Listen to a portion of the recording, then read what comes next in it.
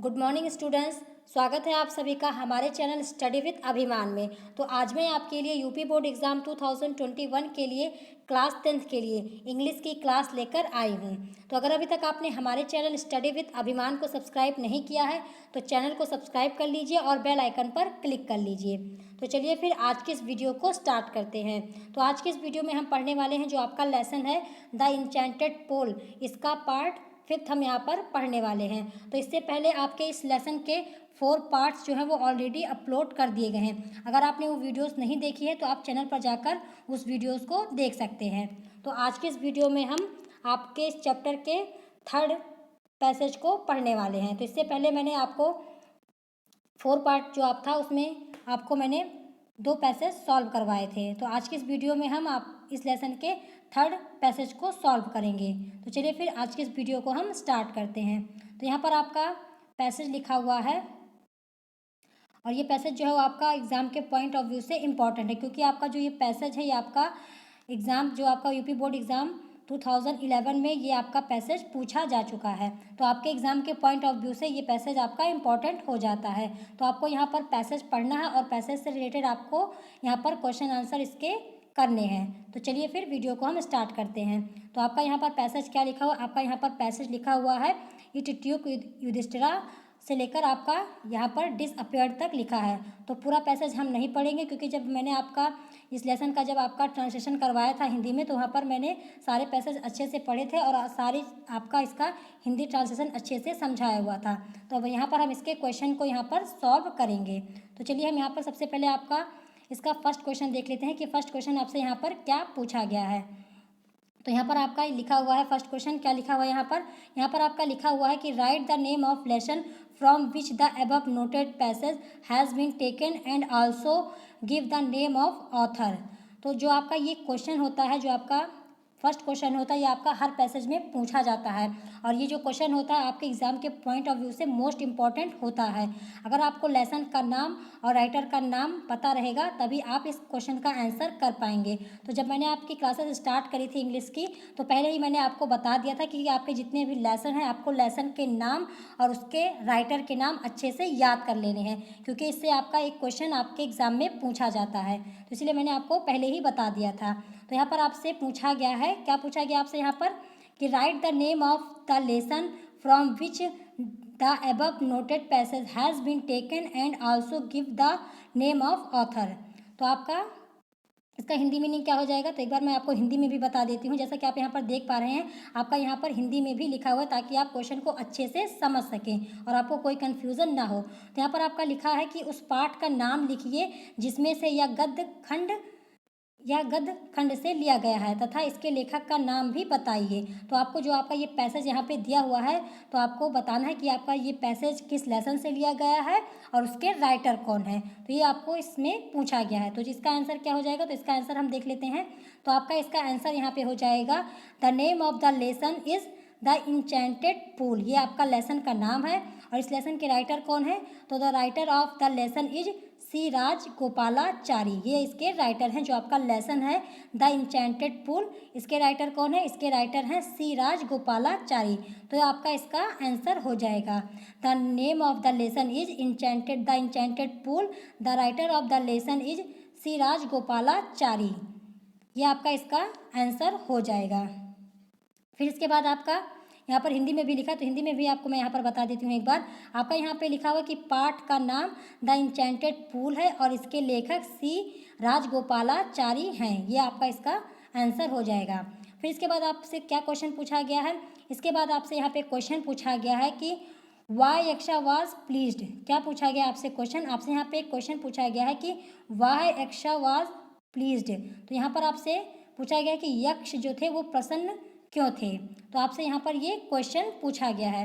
तो आपका इसका आंसर क्या हो जाएगा, आपका इसका आंसर हो जाएगा, यहाँ पे आपका आंसर लिखा हुआ है, क्या लिखा हुआ है, the Yaksha was pleased with the reply of Yudhishthira. क्या आंसर हो जाएगा आपका इस क्वेश्चन का, इस क्वेश्चन का आपका आंसर हो जाएगा the Yaksha was pleased with the reply of Yudhishthira.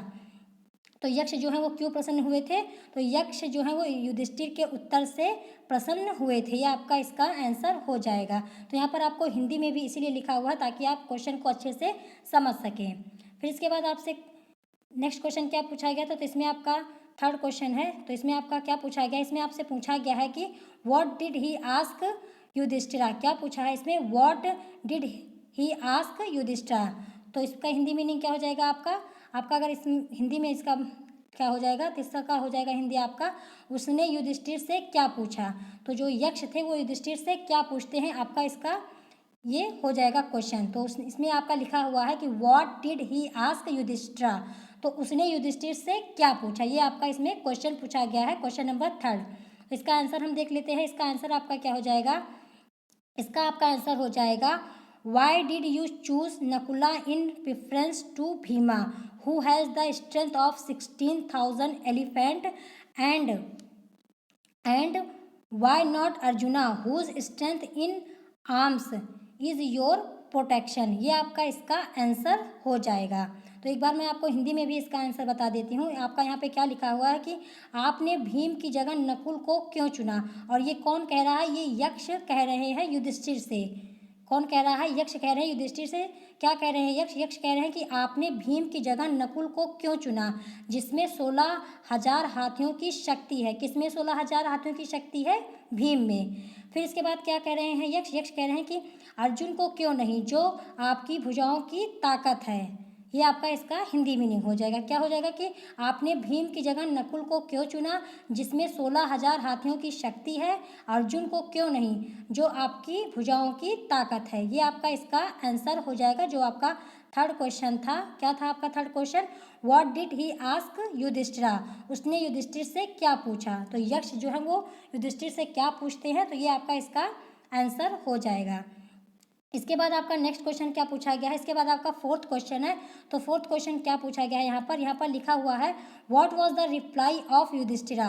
क्या पूछा गया आपसे यहाँ पर, what was the reply of Yudhishthira. तो युधिष्ठिर का उत्तर क्या था, ये आपका इसका क्वेश्चन है। क्या है आपका क्वेश्चन कि what was the reply of Yudhishthira, Yudhishthira का उत्तर क्या था। तो इसका आपका आंसर क्या हो जाएगा, ये आपका क्वेश्चन नंबर 4 है। तो आपका इसका आंसर यहाँ पे क्या हो जाएगा, तो यहाँ पर आप आंसर देख लीजिए। तो आपका यहाँ पे आंसर हो जाएगा फोर्थ का कि युधिष्ठिरा रिप्लाइड, युधिष्ठिर ने कहा, क्या कहा युधिष्ठिर ने कि dharma is the only shield of man and not Bhima और अर्जुना। इफ धर्मा, यहाँ पे क्या लिखा है, if dharma is give up man will be ruined. तो यहाँ पे आपका लिखा हुआ है रूइंड। तो रूइंड का मतलब क्या होता है आपका, आपकी रूइंड जो यहाँ पे लिखा हुआ है, तो रूइंड की हिंदी मीनिंग क्या होती है आपकी, बर्बाद करना। क्या हो जाती है इसकी हिंदी मीनिंग, इसकी हिंदी मीनिंग आपकी हो जाती है बर्बाद करना। फिर इसके बाद आपका क्या लिखा हुआ है, फिर इसके बाद आपका यहाँ पे लिखा हुआ है कि Kunti and Madri were the 2 wives of my father. I am alive a son of Kunti. Now he wanted the scale of justice may be even. I ask the Madri son Nakula may revive. आपका यहाँ पे लिखा हुआ है लास्ट में क्या लिखा हुआ है आपका यहाँ पे लिखा हुआ है रिवाइव। तो रिवाइव की हिंदी मीनिंग क्या हो जाती है, पुनः जीवित होना। क्या हो जाती है इसकी हिंदी मीनिंग, इसकी हिंदी मीनिंग हो जाती है पुनः जीवित होना। ये आपकी इसकी हिंदी मीनिंग हो जाती है। तो यहाँ पर आपसे क्वेश्चन क्या पूछा गया था, आपसे यहाँ पे क्वेश्चन पूछा गया था कि युधिष्ठिर का उत्तर क्या था, what was the reply of Yudhishthira. तो युधिष्ठिर ने जो है वो क्या उत्तर दिया था, तो युधिष्ठिर ने यहाँ पर ये उत्तर दिया था कि युधिष्ठिर ने उत्तर दिया, जैसे कि यहाँ पर आपका लिखा हुआ है कि युधिष्ठिर रिप्लाइड। तो युधिष्ठिर ने उत्तर दिया केवल धर्म ही मनुष्य का रक्षक है, भीम और अर्जुन नहीं। यदि मनुष्य धर्म का त्याग कर दे तो वह नष्ट हो जाएगा। कुंती और माद्री मेरे पिता की 2 पत्नियां थीं। कुंती का पुत्र मैं जिंदा हूँ। अब वह चाहता है कि न्याय का तराजू बराबर बना रहे, इसीलिए मैं चाहता हूँ कि माद्री का पुत्र नकुल जिंदा हो जाए। ये आंसर दिया युधिष्ठिर ने। तो ये आपका फोर्थ क्वेश्चन हो गया। इसके बाद इस पैसेज का आपका लास्ट क्वेश्चन क्या है, तो इस पैसेज का आपका लास्ट क्वेश्चन है कि find the words from the passage which have been following meaning. आपसे यहाँ पे क्या पूछा गया कि उन शब्दों का पता लगाइए जिनका अर्थ, जैसे कि यहाँ पर आपका लिखा हुआ है कम बैक टू लाइफ और पावर। तो आपका यहाँ पे क्वेश्चन क्या पूछा गया, आपसे यहाँ पे क्वेश्चन पूछा गया कि उन शब्दों का पता लगाइए जिनका अर्थ जीवित और शक्ति होता है। तो आपको जैसे यहाँ पे लिखा हुआ कम बैक टू लाइफ, तो इसका मतलब इसकी हिंदी मीनिंग क्या होती है, इसकी हिंदी मीनिंग होती है जीवित। तो आपको इसी से रिलेटेड आपको एक और वर्ड बताना है जिसकी मीनिंग हो जीवित और जिसकी मीनिंग हो शक्ति। तो सेम जो है वर्ड आपको यहाँ पर बताना है। तो इसका आंसर आपका क्या हो जाएगा, इसका आंसर हम देख लेते हैं। इसका आंसर आपका यहाँ पे लिखा हुआ है, क्या लिखा हुआ है, रिवाइव और पावर। क्या लिखा हुआ है, रिवाइव एंड पावर। तो रिवाइव का मतलब क्या होता है, जीवित होना। तो यहाँ पर आपका क्या हो जाएगा, रिवाइव का जो हिंदी मीनिंग आपका क्या होता है, इसका जीवित होना। और जो आपका यहाँ पे लिखा हुआ था कम बैक टू लाइफ, तो इसका मतलब भी होता है जीवित होना। तो आपको सेम मीनिंग के वर्ड आपको यहाँ पे बताने थे। तो रिवाइव का तो मतलब हो जाता है जीवित होना। और फिर यहाँ पे लिखा हुआ है पावर, तो पावर की जगह आप स्ट्रेंथ भी लिख सकते हैं। जो आपका यहाँ पे पावर लिखा है, तो पावर की जगह आप स्ट्रेंथ भी लिख सकते हैं, STRENGTH। तो ये भी आप यहाँ पर लिख सकते हैं, क्योंकि स्ट्रेंथ का मतलब भी आपका होता है शक्ति। तो आप पावर की जगह जो है वो स्ट्रेंथ भी लिख सकते हैं। तो ये आपका इसका आंसर हो जाएगा। तो यहाँ पर जो आपका फर्स्ट पैसेज है वो ये कंप्लीट हो जाता है। इससे रिलेटेड जितने भी इंपॉर्टेंट क्वेश्चन थे यहाँ पर मैंने आपको करा दिए। और आपका जो ये पैसेज है, आपका पैसेज जो है वो 2011 के एग्ज़ाम में पूछा गया है। अब चलिए हम इसके बाद आपका नेक्स्ट पैसेज देख लेते हैं कि नेक्स्ट पैसेज आपका यहाँ पर क्या है।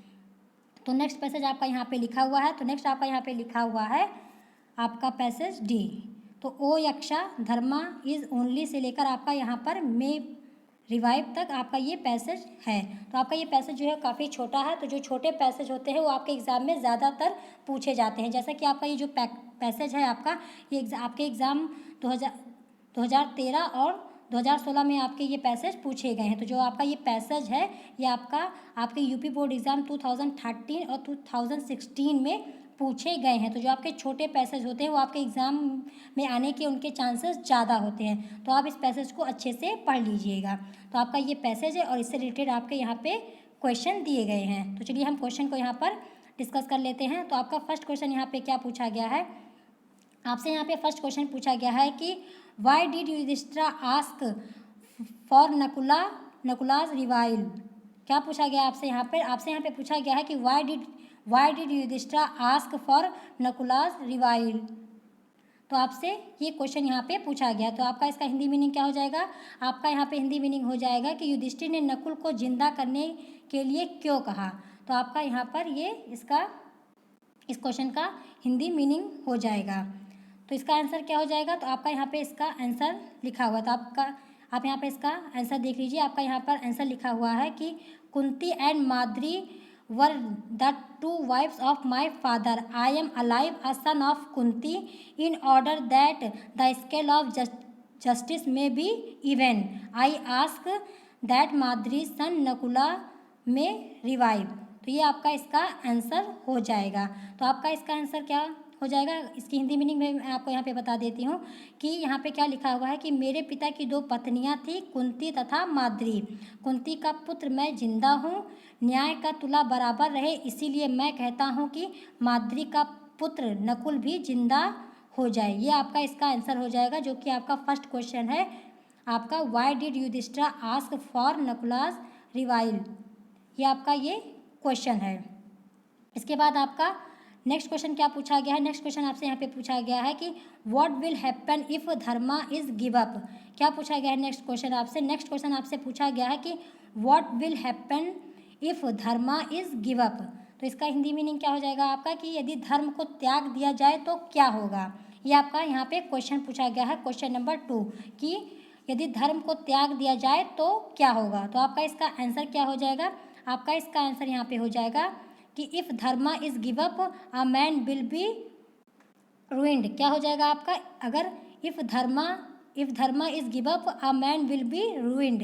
ये आपका इसका आंसर हो जाएगा। तो यहाँ पे आपका लिखा हुआ है रूइंड। तो रूइंड की हिंदी मीनिंग क्या हो जाती है आपकी, बर्बाद करना या विनाश हो जाना। ये आपकी इसकी हिंदी मीनिंग हो जाएगी। तो यहाँ पर आपका ये जो आंसर है हिंदी में भी लिखा हुआ है कि यदि धर्म का त्याग कर दिया जाए तो मनुष्य का विनाश हो जाएगा। ये आपका इसका आंसर हो जाएगा। इसके बाद आपसे नेक्स्ट क्वेश्चन क्या पूछा गया, आपसे नेक्स्ट क्वेश्चन यहाँ पे पूछा गया है कि हु वॉज नकुल। क्या पूछा गया है, हु वॉज नकुल, नकुल कौन था। तो इसका आंसर क्या हो जाएगा, Nakul was the son of Madri. ये आपका इसका आंसर हो जाएगा। काफ़ी इजी क्वेश्चन था। क्या हो जाएगा आपका इसका आंसर, जो Nakul was the son of Madri. तो जो नकुल था वो माद्री का पुत्र था। ये आपका इसका आंसर हो जाएगा। इसके बाद आपका नेक्स्ट क्वेश्चन क्या है, तो आज अब इस पैसेज का लास्ट क्वेश्चन है आपका ये। तो आपका क्वेश्चन क्या है, fourth question, which words in the passage have the synonyms of the following word, ये आपको यहाँ पर बताना है। तो आपको यहाँ पर इसका सिनोनिम्स यहाँ पर आपको बताना है, जो आपके यहाँ पर वर्ड लिखे हुए हैं, प्रोटेक्शन और डिस्ट्रॉय। तो यहाँ पर आपका हिंदी में भी लिखा हुआ है कि अवतरण में निम्नलिखित शब्दों के पर्याय बताइए। तो आपको यही जो आपका यहाँ पे लिखा हुआ है प्रोटेक्शन और डिस्ट्रॉय, आपका इसका इसी मीनिंग का जो है वो सेम वर्ड आपको यहाँ पर बताना है। तो इसका आंसर क्या हो जाएगा आपका इसका आंसर हो जाएगा यहाँ पे देखिए सिक्योरिटी और रूइंड, ये आपका इसका आंसर हो जाएगा। जैसे कि आपका प्रोटेक्शन का मतलब होता है सुरक्षा करना, तो वैसे ही आपका सिक्योरिटी का मतलब भी होता है सुरक्षा करना। और यहाँ पे आपका लिखा हुआ है डिस्ट्रॉय, तो डिस्ट्रॉय का मतलब क्या होता है, विनाश, विनाश होता है ना, तो वैसे रूइंड का भी मतलब होता है विनाश। तो आपकी इसकी हिंदी मीनिंग यहाँ पे हो जाएगी। तो यहाँ पर आपका जो पैसेज है यहाँ पे कंप्लीट हो जाता है। तो इससे रिलेटेड जितने भी इंपॉर्टेंट क्वेश्चन थे मैंने आपको यहाँ पे करा दिए हैं। तो आपका जो ये लेसन है इसका अभी एक पैसेज और बचा है, तो वो भी वीडियो मैं आपको जल्दी प्रोवाइड करवा दूँगी।